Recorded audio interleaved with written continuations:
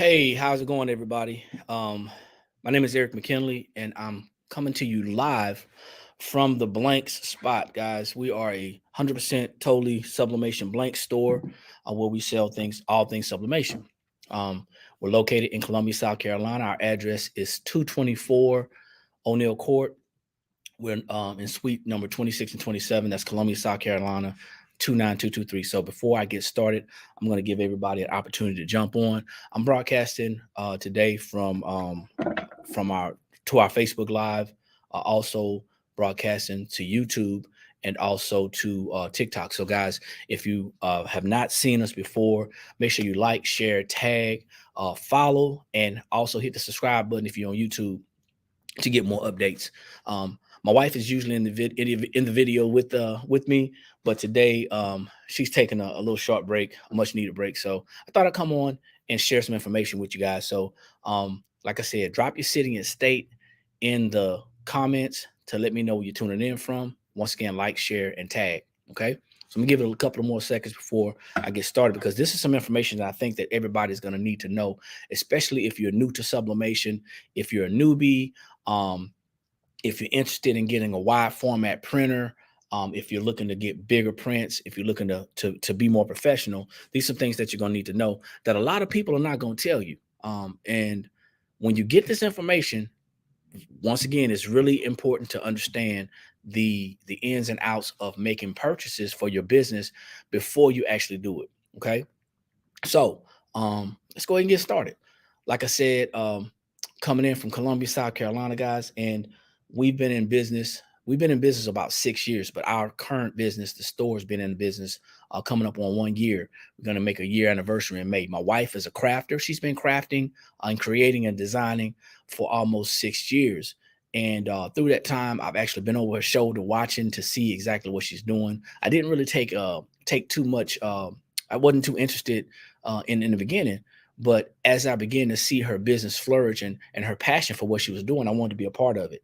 And I encourage all of the partners, whether you're the wife or the husband, to get involved with your partner's business, because it makes sense, and it's easier to build and grow a business with two people than it is with one. But anyway, let's talk about this Workforce 7310, the Workforce 7820, and the Workforce 7840. Now, these are all wide format printers, and the 7310 is the latest printer to come out. Now, if you're in the sublimation and you're in the prints and you understand what I'm talking about, they print up to 13 by 19 inches wide. Well, what the company did, what the corporation did that's pushing these printers out, what they did was, before we were able to use refillable, resettable chips in the 7210, the Workforce 7210, when they discontinued that printer, well, they replaced it with the 7310. Of course, the 7820 and the 7840 were already on the market. When people started to do was, because the sublimation printers are so expensive for a lot of new people getting started in business, it's out of the price range. What people started to do was they started to convert these printers from regular printer use, which is using regular ink, pigment ink, to sublimation ink dye. They were converting these printers, and it wasn't really hard. It's not really hard to convert the printers. All you need is to find compatible cartridges that go with that printer. Once you find the compatible cartridges that go with that printer, you're going to also need chips. Now, this is the first thing that you're going to need to know.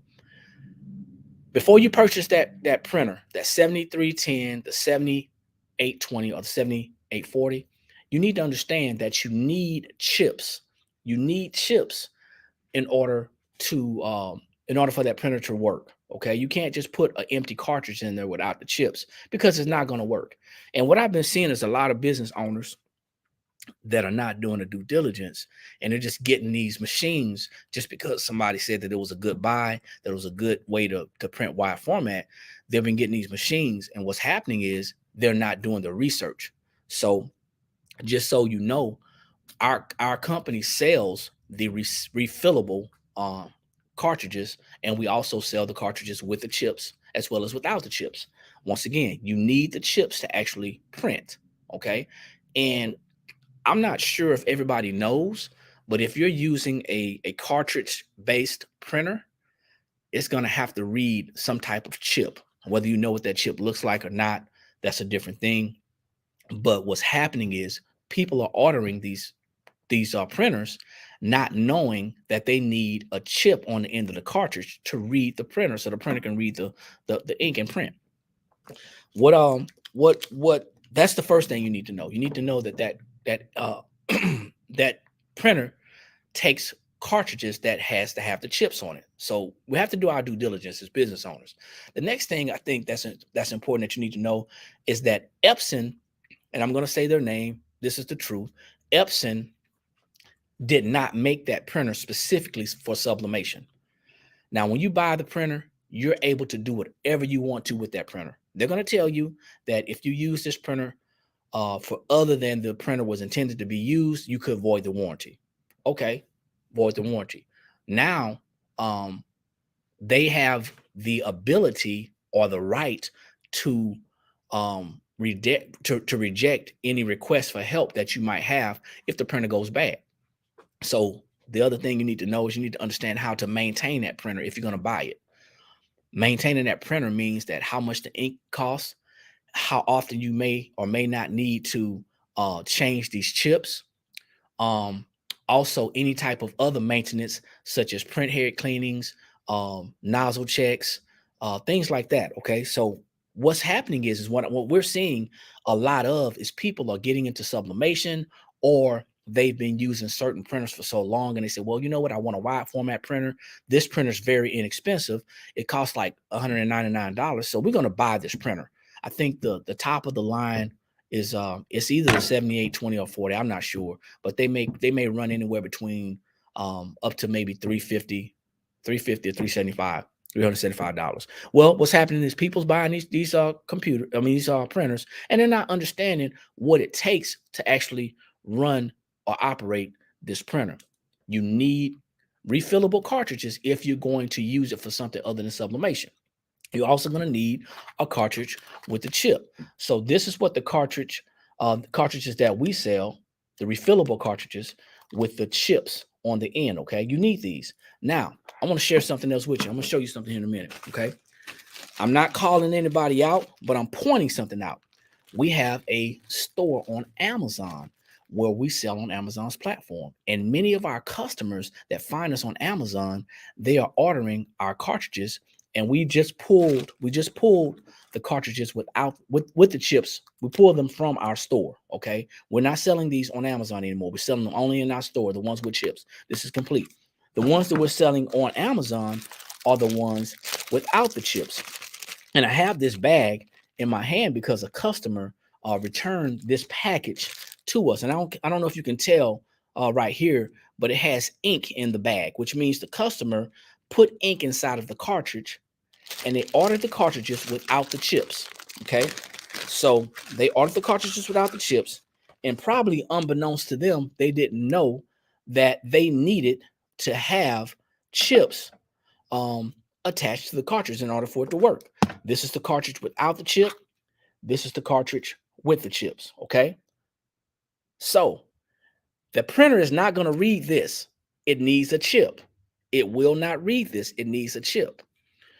What happens is, because we have partnered with Amazon to sell one of our products, the customers are getting these, they're ordering them, they're trying it out, and it's not working. And it's not working because it needs a chip. And the reason why I'm on here right now is because, like I said, several people are buying these printers, not understanding how the printer works. Now, you don't have to be a techie, you don't have to be a guru. It doesn't take all that. But when you get the actual cartridges from the company, that cartridge, that original cartridge, has the chips on it. So that should be some type of indication that I need to have a chip.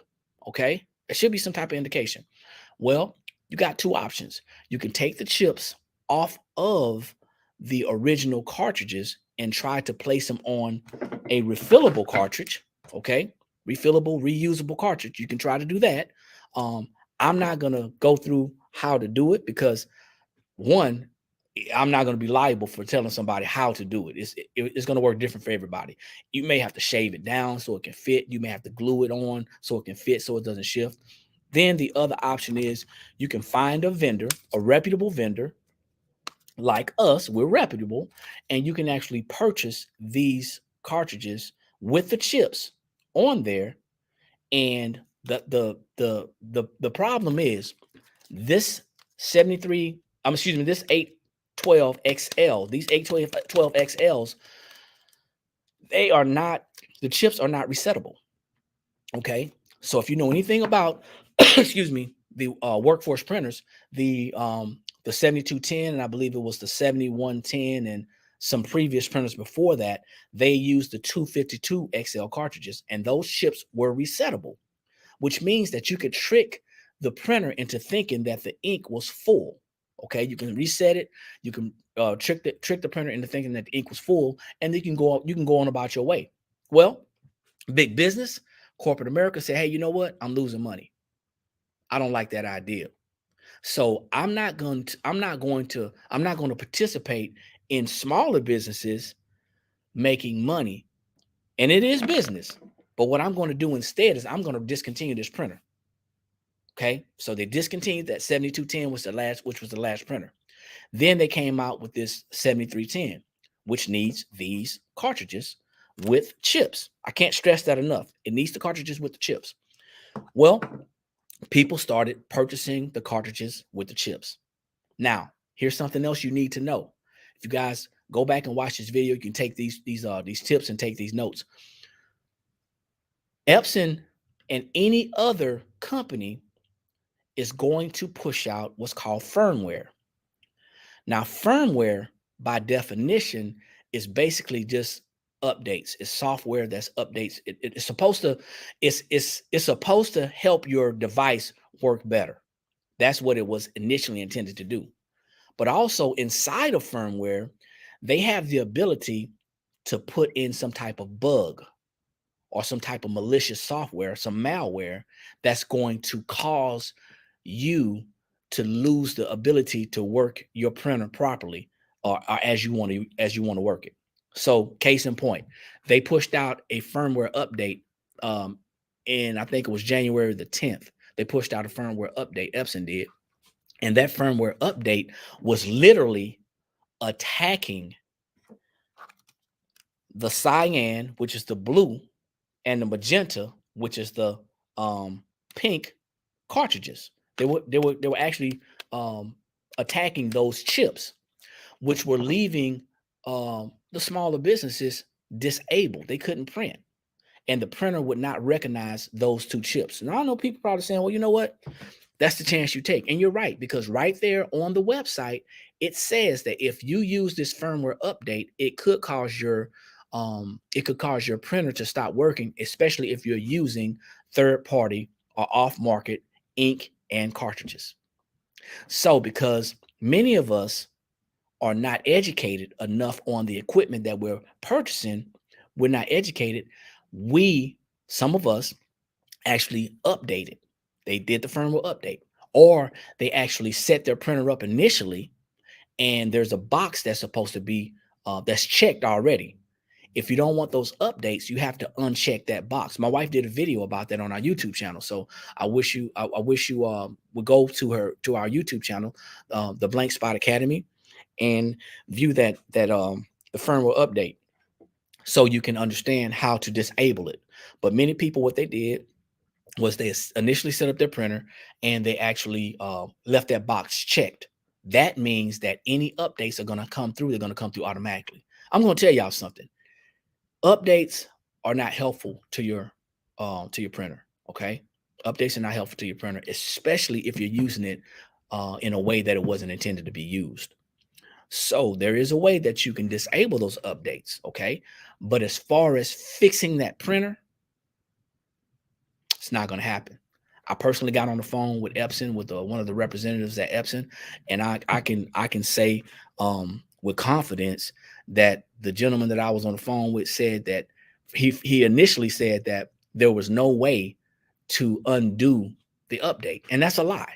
I was in IT in the military for over 20 years, And I know that you can roll back firmware updates or any update, but you have to have the original update.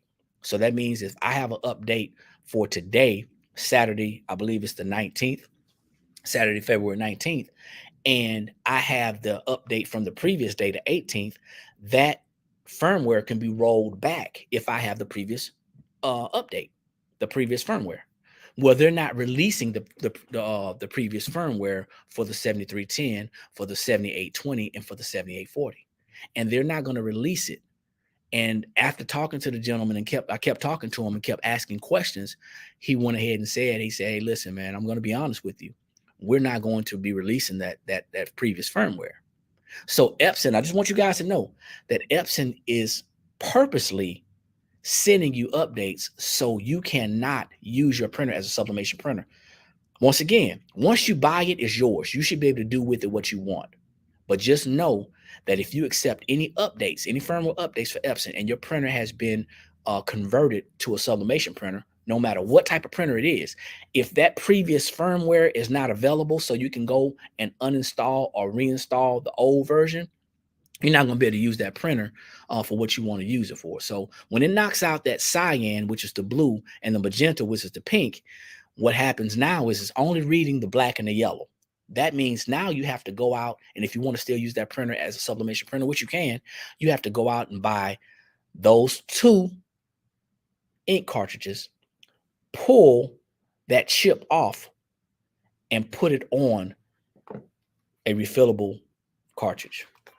I know it sounds like a pain, but that's how it is. So, hey, this is Eric from the Blank Spot. Thank you guys for jumping on. Like I said, like, share, tag. And if you see something you like, go ahead and share it. We appreciate you guys. You take care and have a great and amazing day. Peace.